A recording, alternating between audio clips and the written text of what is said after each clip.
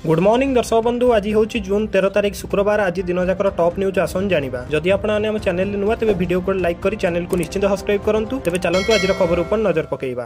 तेज प्रथम खबर, गुजरात में बड़ विमान दुर्घटना। एयर इंडिया विमान 171 अहमदाबाद लंडन जाउथिया बेले दुर्घटनाग्रस्त होईची। सरदार वल्लभ भाई पटेल इंटरनेशनल एयरपोर्ट रे घटना घटिया बेले उद्धार कार्य सांगक अग्निशम बाहिनी द्वारा निया लिभा कार्य चली। ए घटना नहीं केन्द्र गृहमंत्री अमित शाह गुजरात मुख्यमंत्री भूपेन्द्र भाई पटेल फोन में कथा होइचंती। परिस्थिति पचारि बुझिबा सहित उद्धार कार्य संपर्क में पचारचंती शाह। कार्य बीएसएफ जवान मध्य सामिल होइचंती। विमान बंदर कर्तृपक्षों तरफ यथासंभव उद्धार कार्य चली। विमान ने निया लगी खंड खंड हो जाइथिया बेले दुर्घटनार कारण स्पष्ट होई नै। तेबे परवर्ती खबर, कोरोना पई मंत्री उपरे कटकणा। देश में कोविड संक्रमण संख्या बढ़िबा चिंतार विषय पलटिलाणी। गत 24 घंटे 306 जन नुआ संक्रमित चिन्हट होगा सहित 6 जनक जीवन नहीं भूताणु। 5 राज्य केरल, महाराष्ट्र, दिल्ली, गुजरात और पश्चिमबंग में अधिक संक्रमित चिन्हट होइचंती। केंद्रीय स्वास्थ्य मंत्रालय सूचना अनुसार गत 24 घंटे देश में 306 जन नुआ संक्रमित चिन्हट होगा सहित 6 जनक जीवन नहीं कोरोना भूताणु। 6 जनक मृतक मध्य केरल 3 जन, कर्णाटक में 2 जन, महाराष्ट्र जड़े अच्छा। तेज परवर्ती खबर, आज खसिब तापमात्रा। आगामी 7 दिन राज्य में जारी रही वर्षा। दिन में तापमात्रा आज 2 ରୁ 3 डिग्री खसिब बोली अनुमान करिछि आंचलिक पाणीपाग केन्द्र। कारण राज्य को पुणी फेरुछि मौसुमी जनित वर्षा। आसंता 14 तारीख पर राज्यर अनेक जिले में मौसुमी जनित प्रबल वर्षा हेबा नै पूर्वानुमान करिछि आंचलिक पाणीपाग केन्द्र। पुणी एभली परिस्थिति में 4 दिन पई विभिन्न जिले में वज्रपात होई पारे, तेणु सतर्कता अवलंबन करिया पई सूचना दैछि विभाग। गत 24 घंटा भितर कालबैशाखी जनित वर्षा पई राज्यर विभिन्न जिला को हेउथिया बेले गंजाम जिले में प्रबल वर्षा होईछि। पुणी आगामी 7 दिन पई राज्यर समस्त जिला मानकरे बिजुली घड़घड़ी जनित वर्षा लागि रहिबो। आगामी 24 घंटा पई राज्य में 1 किंबा 2टी स्थान में प्रबल वर्षा सहित झटका पवन भी होई पारे। मयूरभंज, बालेश्वर, गंजाम, गजपति, रायगड़ा, कोरापुट, मालकानगिरी सहित अन्य बाकी जिला मानक मध्य वज्रपात संभावना रही। सेतिपई अलर्ट जारी करछि आंचलिक पाणीपाग केन्द्र। तेबे 13 और 14 तारीख जाए वर्षा लागि रहिबो।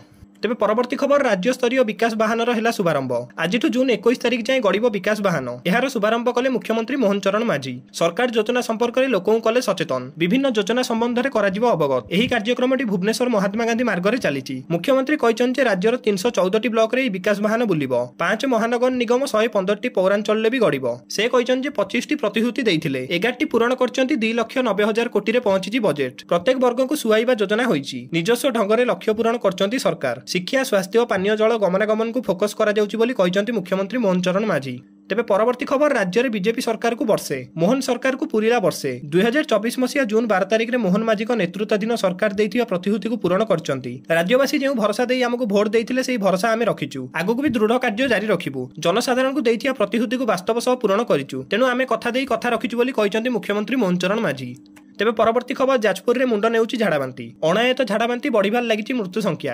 जाजपुर जिले में व्यापुची डायरिया। गत 2 दिन भितर 500 ରୁ अधिक लोक आक्रांत होइथिया बेले आक्रांतक मृत्यु संख्या 2 को छुईची। 3 जनकर मृत्यु होइथिया बेले जाजपुर रोड, जाजपुर ब्लॉक रु जणे लेखाएं मृत सूचना मिलिची। एपटे जाजपुर मुख्य चिकित्सालय रे 2 जनकर मृत्यु होइथिबार सूचना दैछंती जाजपुर जिला मुख्य चिकित्सालय। सेपटे बड़चणार विभिन्न पंचायत रु 35 ରୁ अधिक लोक झाड़ाबांती रे आक्रांत होई मेडिकल रे भर्ती होइचंती। शह आक्रांतक मध्य रोगी मृत्यु खबर लोकमानकु भयभीत कर देइची। सेपटे झाड़ाबांती प्रभावित अंचल को 2 दिनिया राज्य टीम पहुंची स्थिति अनुध्यान करिवे।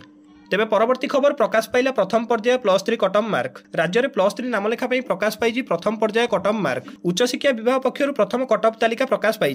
विज्ञान, वाणिज्य, कला रेभेन्सा रे जाइछि सर्वाधिक कटअफ। राज्यर अनेक कॉलेज अपेक्षा रेभेन्सा कॉलेज कटअफ अधिक रही जना पड़ी। सेपटे राजनीति विज्ञान में सर्वाधिक 92.80% जाइथिया बेले जूलॉजी रे 94%, फिजिक्स रे 43.67% कटअफ जाइछि। वाणिज्य रे 9.50 कटअफ जाइथिबार प्रकाश पाई। एथर छात्र छात्री प्रथम पसंद होइछि कटक रेभेन्सा कॉलेज। आ पछरे पड़ी जाइछंती बक्सी जगबंधु स्वयंशासित महाविद्यालय और पुरी सामंत चंद्रशेखर स्वयंशासित महाविद्यालय।